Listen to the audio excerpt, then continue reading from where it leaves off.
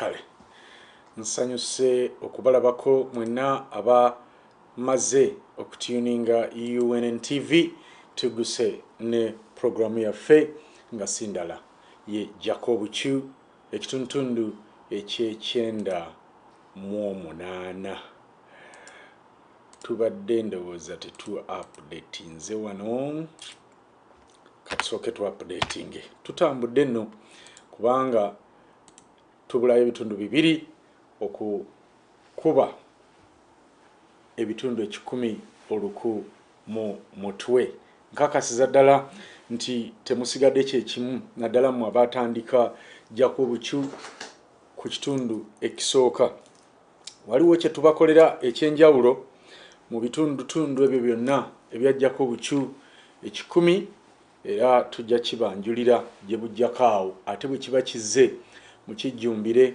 era mutuwagire kubanga amazima wano we tugenda okusomeseza abaana baffe abayinza okubaako kye bakola singa ffe tuba tulemereddwa kubanga nze ndaba nga ffe abaaguba be baatendeka nti ebitalina makulu ebitali mulamwa bye tulina okuddukira bye tulina okwettanira. Omusajja omu yaŋŋamba juzi nti bannayuganda amazima twetaaga essaala oba sinnakindi okusamirira oba kivudde ku nnono yaffe kufa oba kivudde kufugibwa abantu batali bannansi naye osanga wali abuulira enjiri ng'ali katuuti nga sayidi eno waliwo ddiikuula naye ayimiridde katuuti naye ng'enkumuliitu eri eno ewali ddiikuula gwe bamanyidde ddala nti muntu yeetaddemu ebigoye mu lubuto ne mu kabina ng'ali mu kuwemula ali mu kwogera ebintu ebitajja nsa ng'ono abuulira bayibuli bamuga nti totubuulira si ekyo kyokka ne mugamba nti nno kale ogezesezza bayibuli oba njiri ku entertainment naye ne bwe waalibaddewo awo sebatta ewayimiridde omulokole era ddiikuula ono awe mulaye yalisinzizza abangi mwe temuwulira kakati abakola shows mu lugogo be basenga olinaga nti ekintu kye bawandise ku kipande kye batimbye all over the town kuliko amaloboozi g'omu kisenge tekyali show gy'osobola kusanga ng'eriko nkumbi eyamba Buganda eyedda kubanga ezo ze zaabanga launches oba shows ezatimbibwanga ku bitundu naye kati maloboozi mu kisenge bw'obanga onoofuna abantu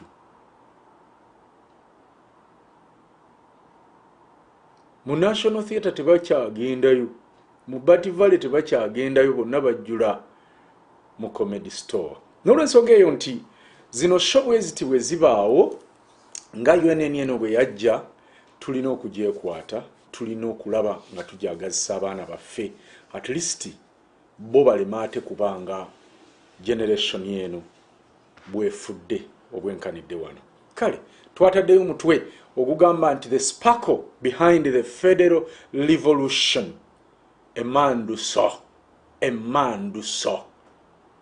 eno ye episode esooka kitegeeza nti buyinza okubanga bujja kuwerako songa omutwe omubala gwagambye nti the growing injustice in Uganda perpetuated by Museveni and his enablers and the poor governance coupled with mismanagement of country's resources are some of the reasons why federalism is the solution to Museveni's one-party system of dictatorship.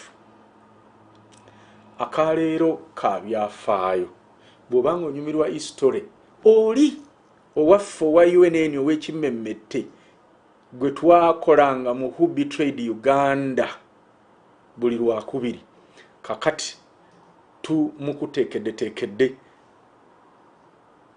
ne tumuteeka mu kifaananyi ekya revolution yaffe eno eya federal nga tusinziira ku mbeera eriwo. Kitegeeza tugenda kulaga wa gye twava ate okutuuka ne we tuli era ekituviiriddeko okwekyawa okusalawo nti federal revolution is the solution. Kabungo nakugambye teweerabirayo notebook yo bw'oba olina byewaalyetaaza okubanga onotinga down era nga tugenda kutandika ne preamble yaffe ey'olunaku olwaleero. Kansuubire nti omaze okutereera era tewali akutawaanya. Jjukira nti bw'otuuka olikinga video nga tonnakola kintu kyonna ate era n'ogisharinga ku abo b'oyagala bayige mwenkanenkane, kubanga kibi nnyo okubeera mu group nga gwamanyi ng'abalala tebamanyi. Nakugamba bw'owerekera abasiru 9 gwajja okufuuka omusiru ow'e10 so nga bw'owerekera abagezi 9 100 ku 100 gwajja okufuuka omugezi ow'e10. N'olw'ensonga eyo kubiriza banno kyovula batwogera kali era ne tukakkaatiriza aka 5 friends of federal group. Yitabadeewo oyo gwotera okukubira nti tunaagenda mu Shiba, tunaagenda mu Kenzo Festival, tunaalabirawa ogwa Liverpool n'Arsenal. Abo be bantu benjagala kubanga abo b'osobola okukkaanya nabo ku buli kintu.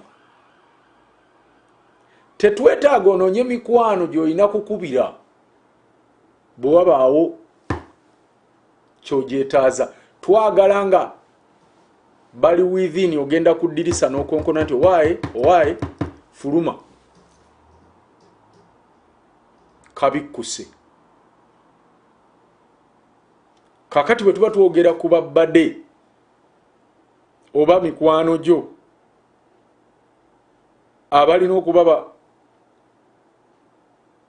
federal oba 5 friends oba balina okuba mu group ya 5 friends of federal, bebo betwogerako.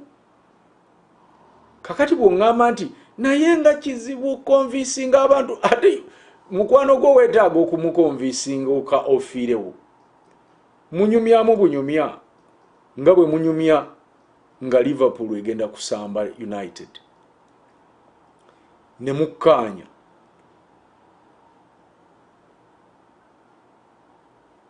Katugende mu preamble abuulire omugezi tamenyeka. Okay,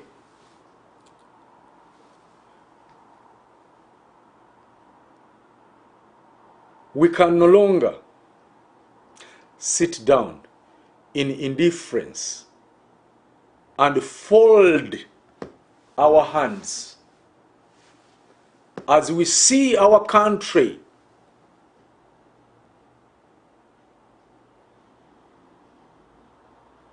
that was not colonized now on the way to being colonized by the Tutsi foreigners in Uganda. Ekkubo lyokka bannayuganda lye tulina okukwata kwe kwettanira enkola eya federal.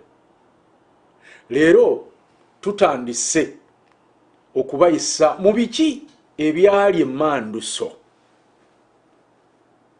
Lwaki UFCC yalaba nti federal is the only way. Buno si budde bwa kutuula oba bwa kwetuulako, kubanga omulabe waffe omunnalwanda omutuusi naye tatudde, yeesomye, afunvubidde okutwala eggwanga lyaffe, alyoka atufuule momboze mu ggwanga lyaffe. We have also to join efforts to fight this misfortune. Omunnalwanda omutuusi kikolimo sitaani kye yasindika mu nsi Uganda, gwe abadde takimanyi. Programu etandise. Njagala weetegereze era owulirize bulungi. The sparkle behind the Federal Revolution.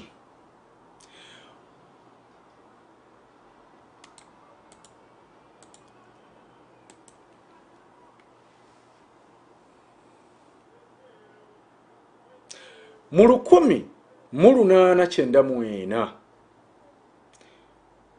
Buganda yadda wansi w'Abangereza ng'ettwale Bungereza lyekuuma. Uganda was not colonized. Lwaki? Because of the order and strong administration that was in Uganda by that time.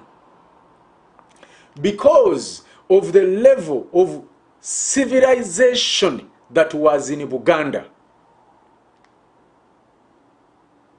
Wano wenneebuuliza, bajjajjaffe tebaasobola kubeera colonized, but only protected.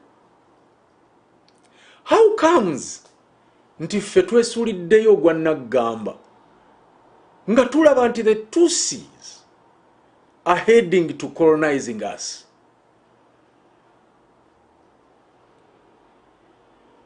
Simanyi oba neerogozza bwerogozza.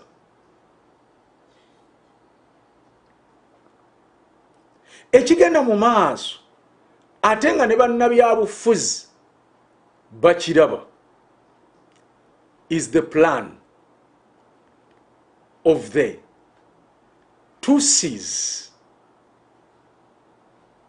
to colonize Uganda. Njagala wekkaanyi gwe munnanga alaba UNN. This is Himatu's empire establishment in the Great Lakes region. Kagame Mutusi, Museveni Mutusi, Kabira Mutusi, Nkunda Mutusi, Ntaganda Mutusi,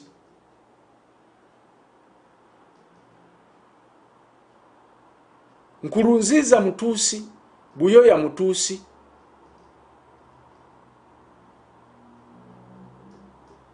n'abalala. Bano beggamba be bakulembeze n'ababayeekera.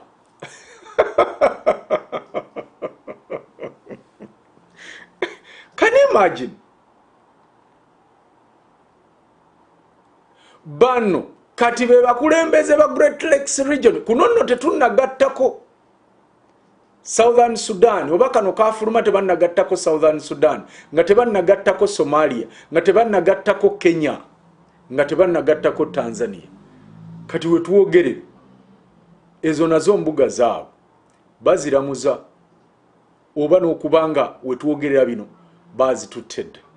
Naye ekikusesa nti ne be bataddewo ng'ababalwanyisa oba ababayeekera ate batuusi bannaabwe, kati kitegeeza ne bwe baba bano bavuddeko bakikola oba bakidesigninga indirectly, era eyafa n'eyasika tewajja kubanjawulo.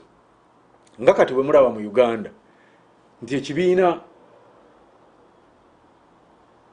ekigamba nti kikulemberamu abavuganya gavumenti David Lewis Rukirimana ye nanyini kyo.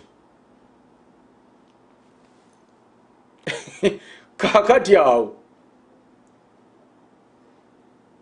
nabano buli abayeekera ye Nkurunziza ye Ntaganda ye beba abogerwako abayeekera ab'amaanyi mu Great Lakes region bonna batuusi kyokka ne bebagamba mbu bebalwanyisa nabo batuusi.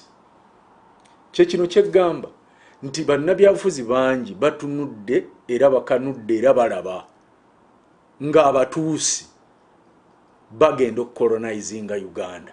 Jjukira nti Uganda ye beesi we bavudde okugenda eno yonna gye nkulaga. Ekyewuunyisa tuvuddeyo ne solution ku kintu kino naye tulinga abafuuyira endiga omulere. In 1894 Buganda became a British protectorate which subsequently delivered the kingdom under its patronizing protection alongside 14 other annex kingdoms and chiefdoms. The British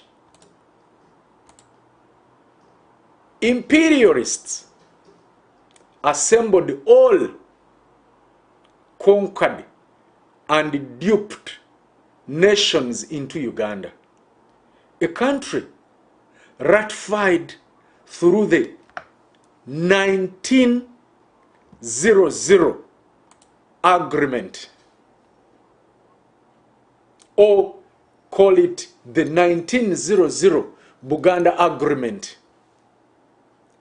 In the same way, even some fellow Ugandans begasse ku batuusi bano to facilitate and ease the Tusi colonial rule in Uganda.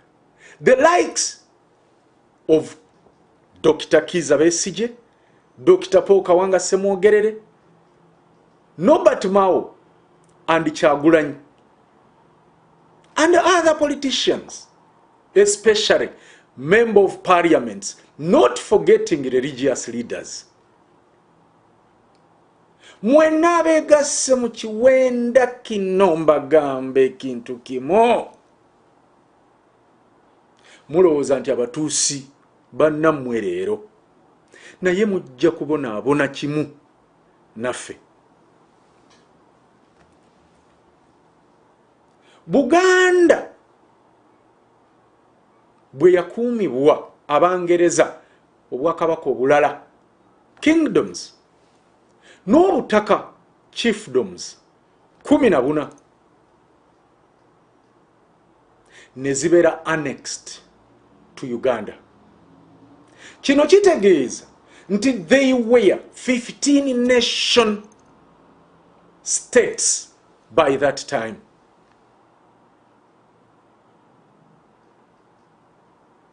Kati Abangereza bwe bakuŋŋaanya amatwale gano gonna ne bakolamu eggwanga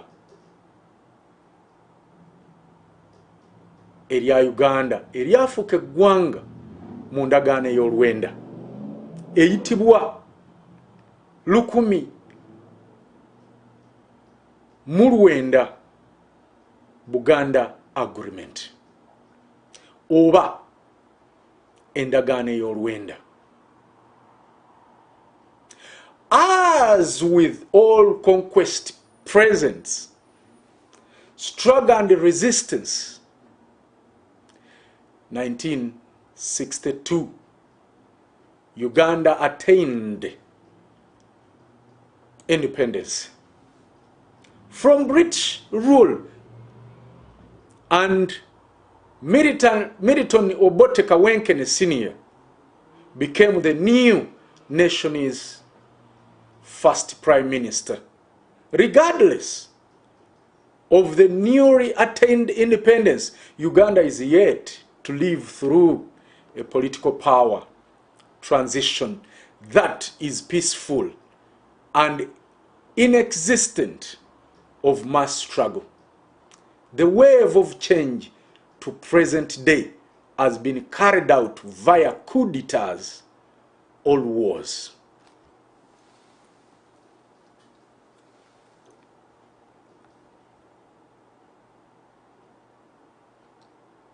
Mulaba ekisiraani Obote kye yatuleetera ensi omutaali mundu n'aleetamu emmundu okuwamba obuyinza, ekintu bajjajjaffe kye baalemesa n'abazungu ne baga nti waakiri tuteese buteesa mutukuume naye tetwetaaga musaayi kuyiika ku ttaka lyaffe. Obote n'akisambajja, laba gye tuli. Era bwe kibeera mu struggle n'okuwamba waaliwo okusika omugwa n'okwetaasa ku Bangereza.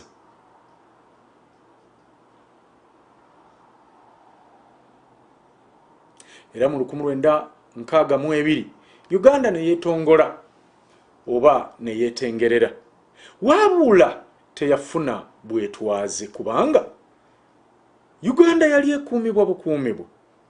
This means yali erina obwetwaze bwayo. Singa ogamba nti yafuna obwetwaze, obeera otegeeza nti Uganda was under colonial rule, which is something wrong. Uganda bwe yeetengerera okuva mu bukuumi bwa Bungereza, kawenkene Milton Obote ye yafuuka prime minister ombereberye ow'eggwanga Uganda. Yadde Uganda yeetengerera, Uganda tennaba kutuuka ku mutindo gwa kukyusa buyinza mu mirembe, era ebyafaayo biraga nti olw'omululu omungi n'okweyagaliza ebyakulemberwamu Obote, Uganda ezeeyita mu ntalo eziddirira okukyusa obuyinza, era gavumenti zonna ezigenze zidda mu buyinza wano mu Uganda, gavumenti emu emala kuwamba ndala ng'eyita maanyi g'emmundu.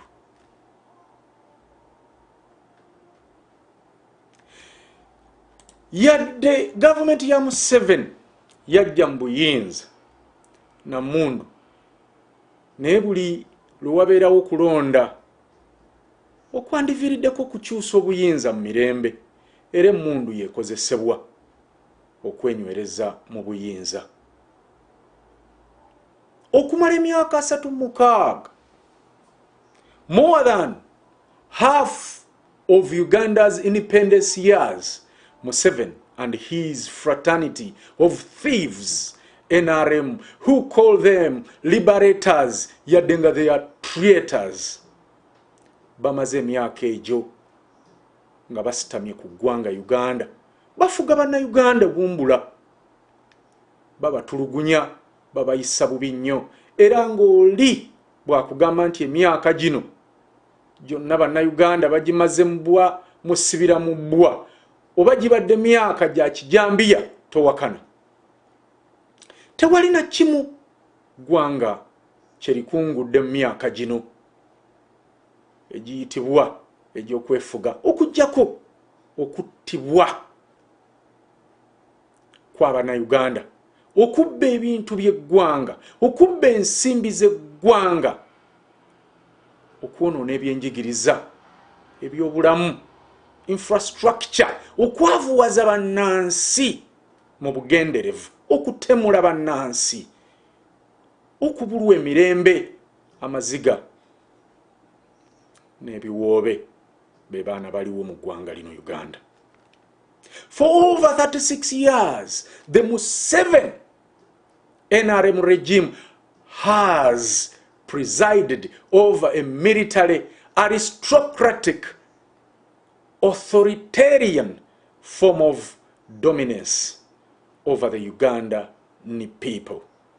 Museveni, the current illegitimate president of Uganda, began his reign in 1986 via the barrel of the gun, continued to legitimize his regime's iron fist with the help of fraudulent elections in 1996, 2001, 2006, 2011, 2016, and the recent 2021. Kawenkene Museveni ono kati mufuzi wa Uganda asitamye obusitamu ku ggwanga olw'empaka mu bukyamu.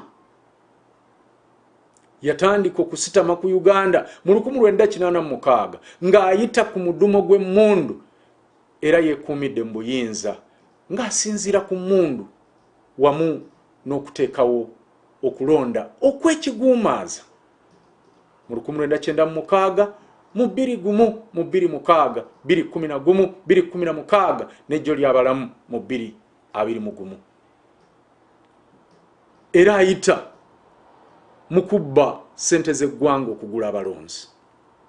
Takoma okwo era atiisatiisa bannayuganda nti bwe batamulonda bajja kudda mu ntalo.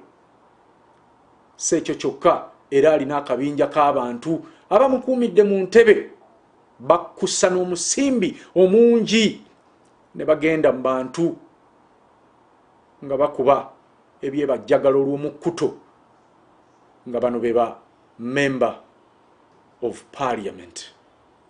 Si ekyo kyokka naye era okwenywereza mu buyinza era n'okweyongera okutulugunya bannayuganda kuno kuleeteddwa ensonga nti ssemateeka w'eggwanga yataganjulwa nnyo ebitagambika.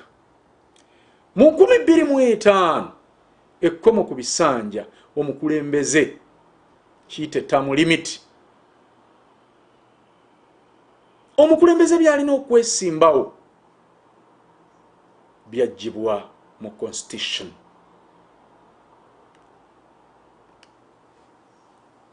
Ekibuuzo kiri nti who is responsible? Ekibuuzo kino kikulu nnyo era buli muntu yenna bwe tumala okwogera byonna nga byenjogedde akubuuza nti who is responsible for Museveni's overstay in power?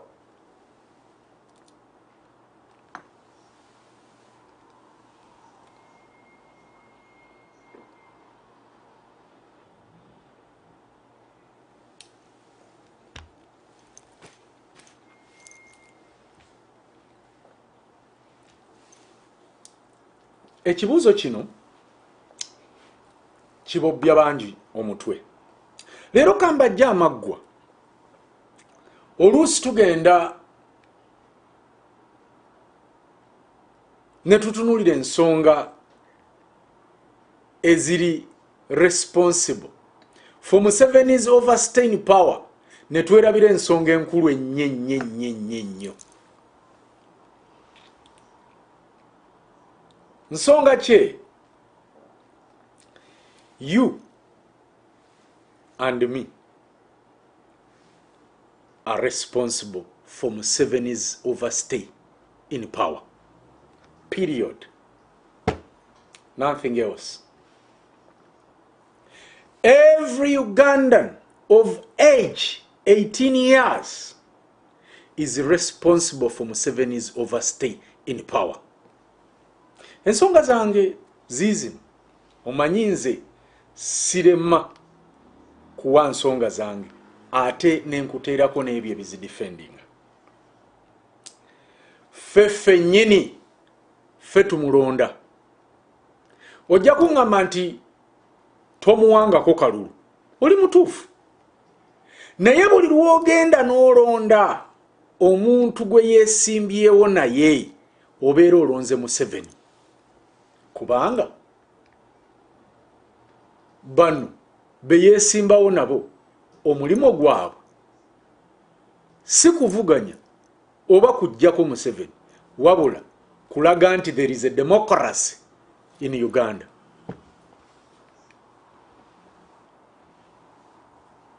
Kyova olaba tewali muntu yesimbawo na Museveni n'abeera serious to demand the victory for more than 6 months after elections. Ate kasita amala okulayira nga bonna basirika nga bagenda mu parliament kugabana musimbi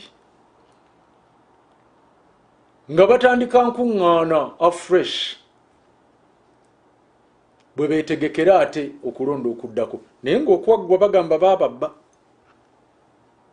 Olwo they have sanitized Museveni's dictatorship.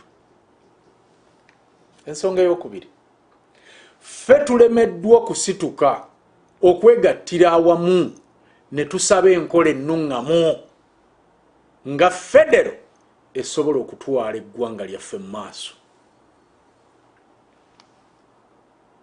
Ekyokusatu, ffe tulonda abafuzi oba ababaka ba parliament abakola ne Museveni okumufuula omulungi era atuukiridde nga bakola naye.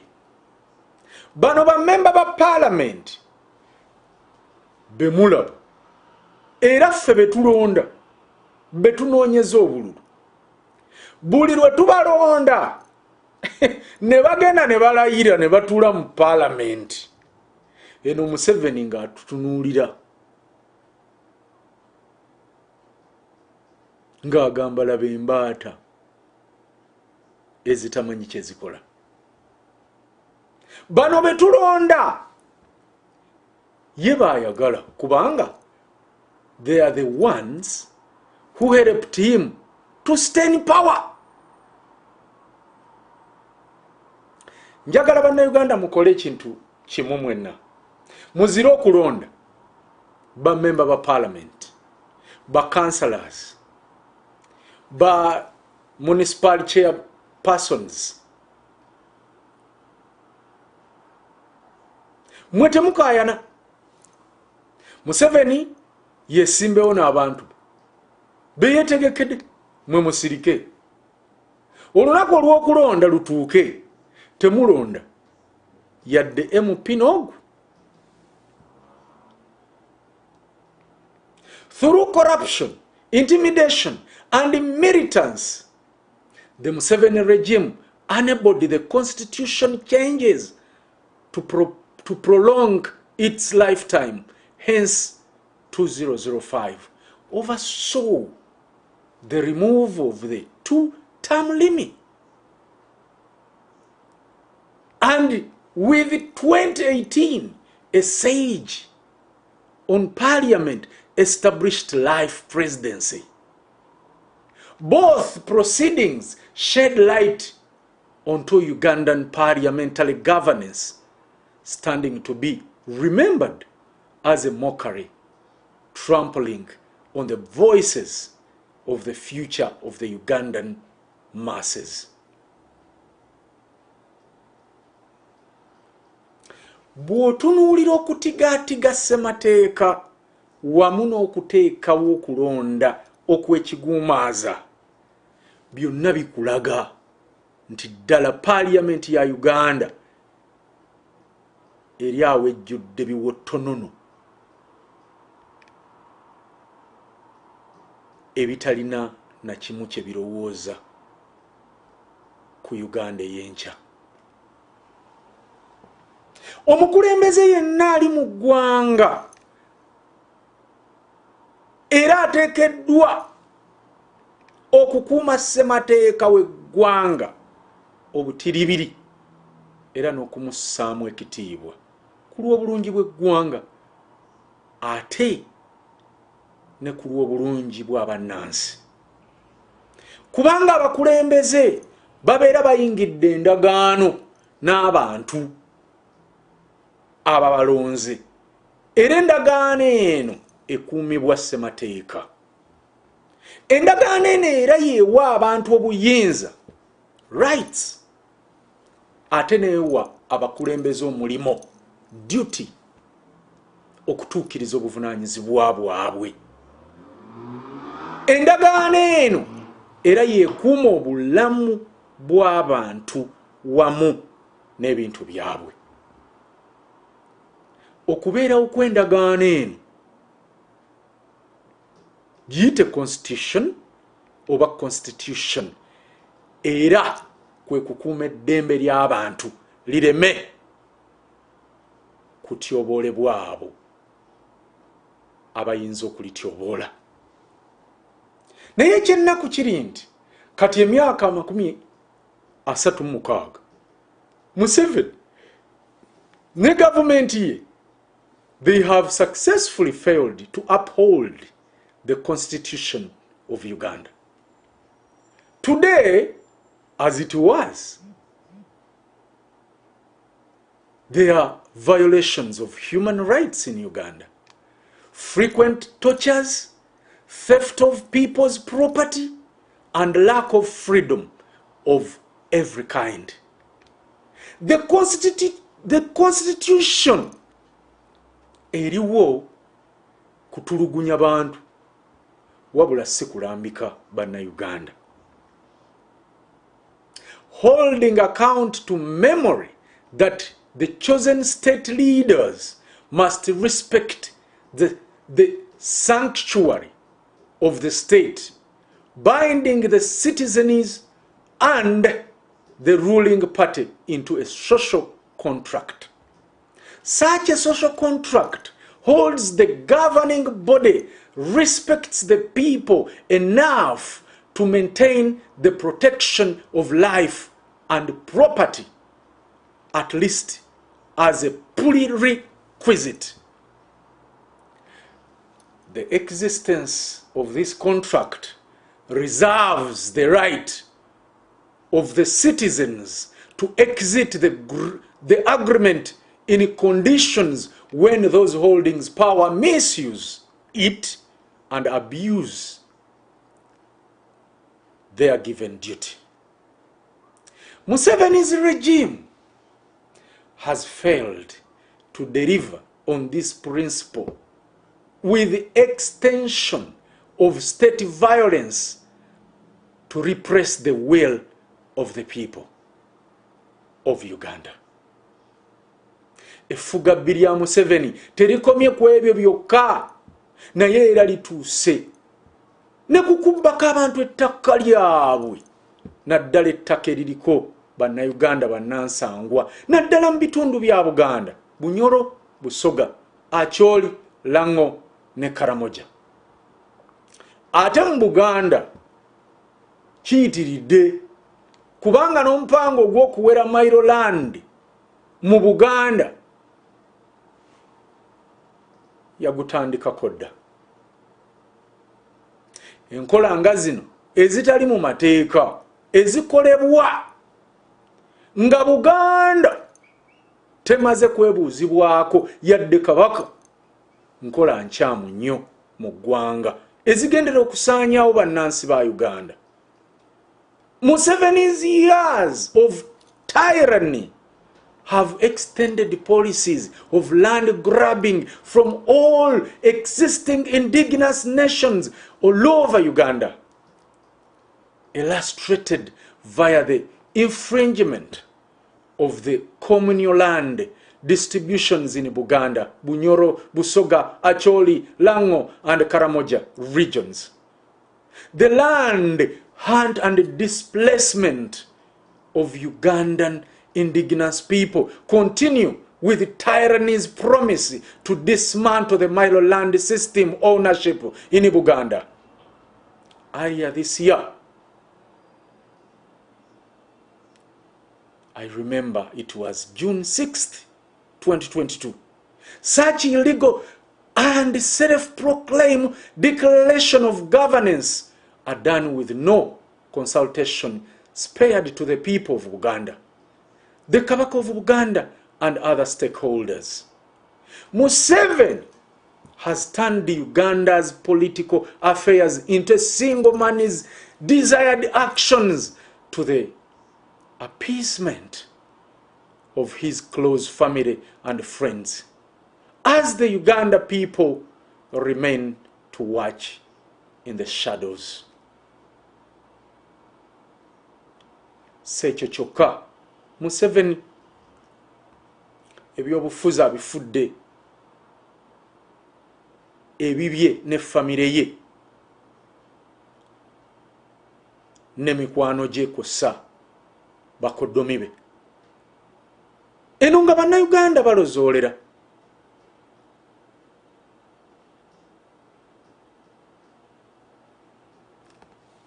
Simanyi oba kye mbagamba muyinza okkifumiitirizaako. Njagala mutunuulire ekifaananyi kino.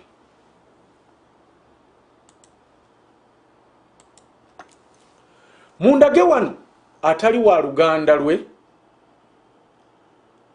atali mukwano gwe oba atali mukoddomi we.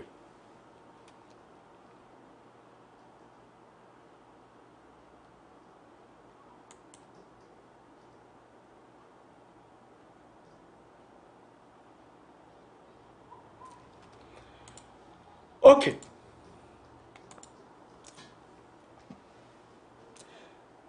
Some backing evidences to my argument.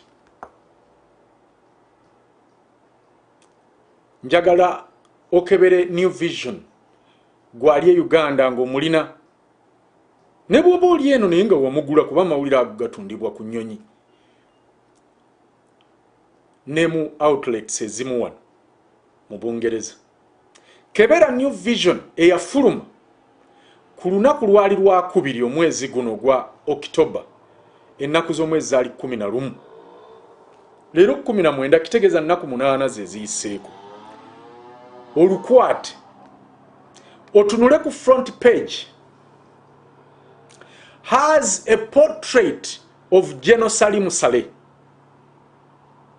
a foster general decorating another foster general, his nephew Muhoozi Kainerugaba, whose father President Yoweri Museveni is also foster general.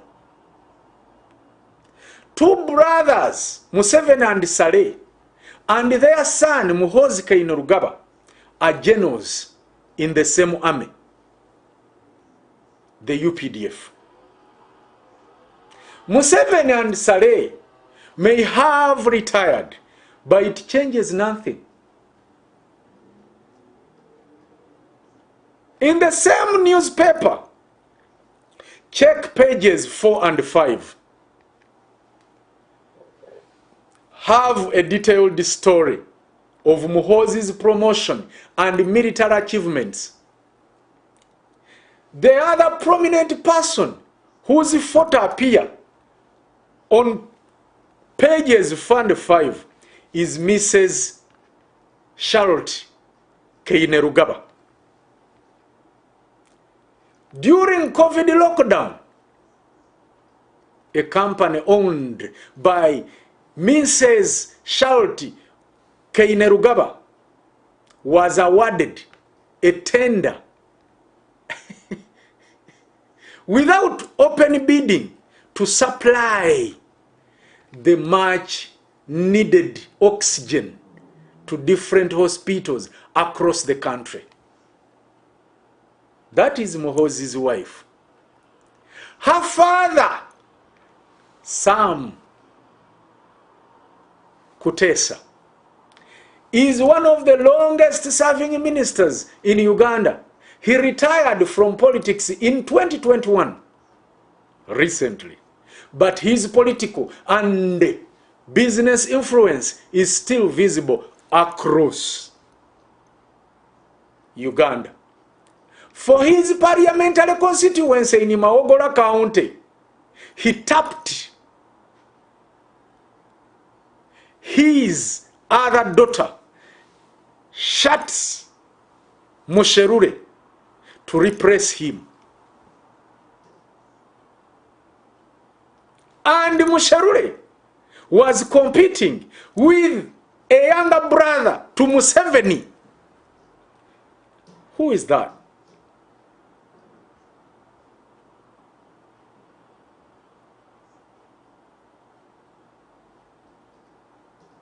He's called, what is the name? Tell me the name of that Museveni's younger brother. Is it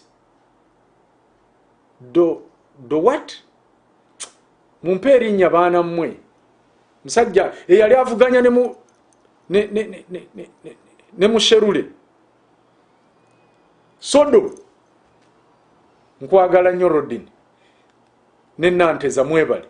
Ne Philip Mogi. Sodo, you can imagine.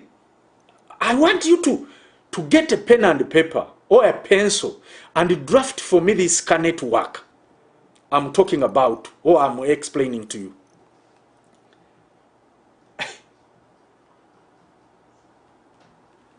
In the same newspaper of 11th October, it was Tuesday, the New Vision, on page 6, the main story is about the Minister of Education. Who is that? Janet Museveni, a wife of one of the generals mentioned above, and a mother to another general.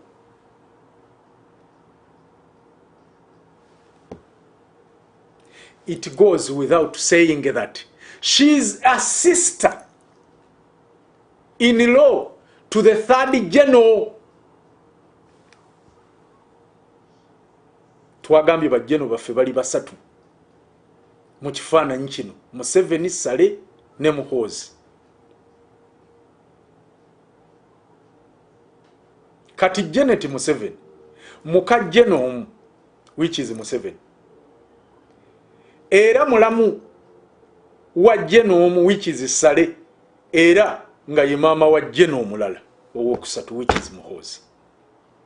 The second story on the same page is about and has a photo of the president and his minister wife, Janet Museveni. Then, in the same newspaper, New Vision of October 11th, it was a Tuesday, check on page 24 of the same newspaper. There is an advert placed by the Education Service Commission, ESC, congratulating the president and his upon reaching 60 years of Uganda's independence.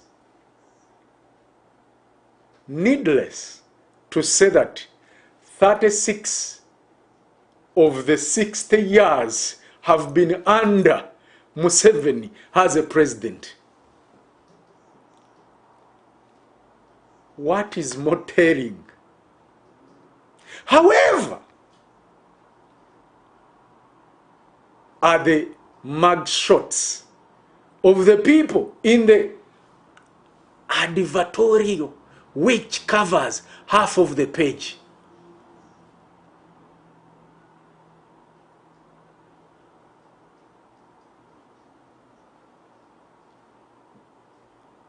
Can I show you that page, that whatever?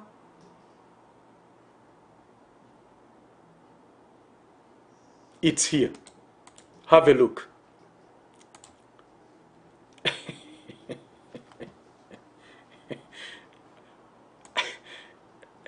We are, Ugandans, we are not, tituli just serious. I'm telling you. Asooka ye Museveni, owokubiri ye Tumwebaze, owokusatu ye Rwamirama, owokuna ye Byamukama, oba Kyamukama,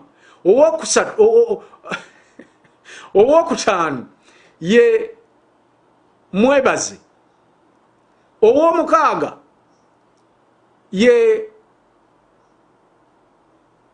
oba akangayiza, something like that.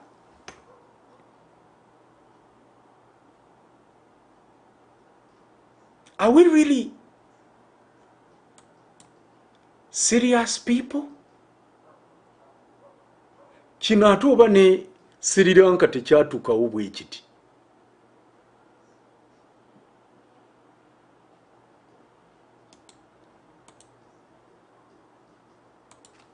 Let's continue with the same newspaper.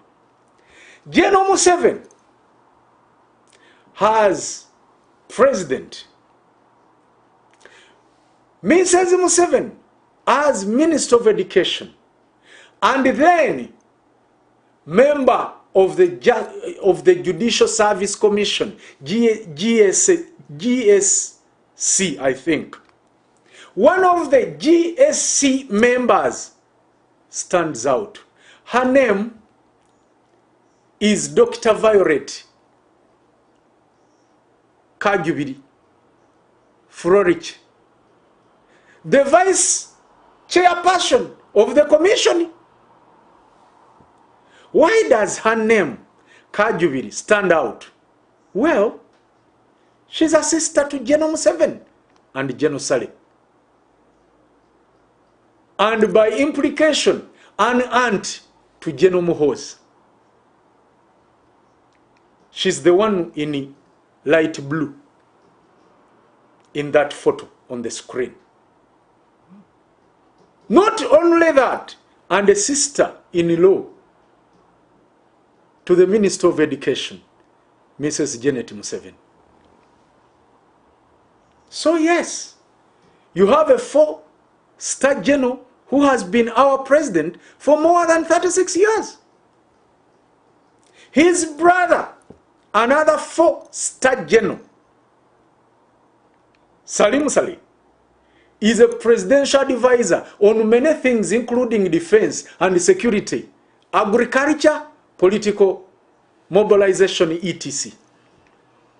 The president's son, another 4-star general, is a presidential advisor on special operations. Until recently, he was commanding the National Armed Forces, the biggest force of the UPDF. Before that, he was commanding the Special Forces, the most trained and best equipped of the nation's forces. The president's wife heads the education sector, while his sister heads a commission that determines who is recruited into education sector.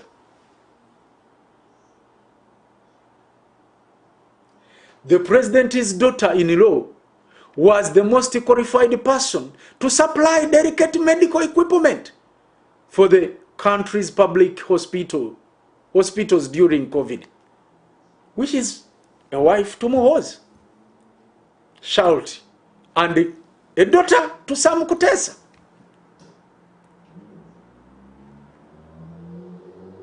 And one copy of a national newspaper captures all this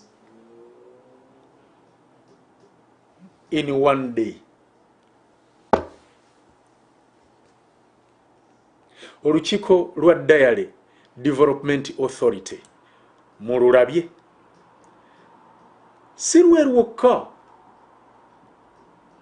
twaligambye nti kale bano balaalo oba ebyamata bya balaalo bonna babeera abalaalo, naye bannange ne muherethe juzi nabo bafulumya new faces at Ministry of Health nga Commissioner Internal Audit Ambrose Asimu, Commissioner Environment Health oba Environmental Health Herbert Nabasa, Acting Commissioner Critical Service Ronnie Bahatunjire, Commissioner Human Resource Management Annette Musinguzi, principal officer supervisor Amos Kwesiga, senior human resource officer Roche Nzarubara, senior information technology officer Flavia Ntejerize.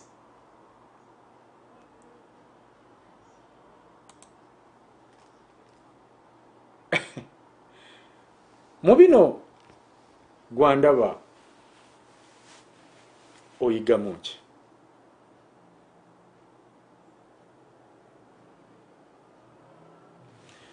Politician story your future, you can get it back.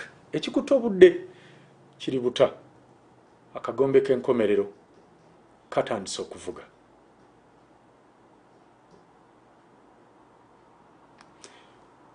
Omukama abakuume. Nze Kimbugwe.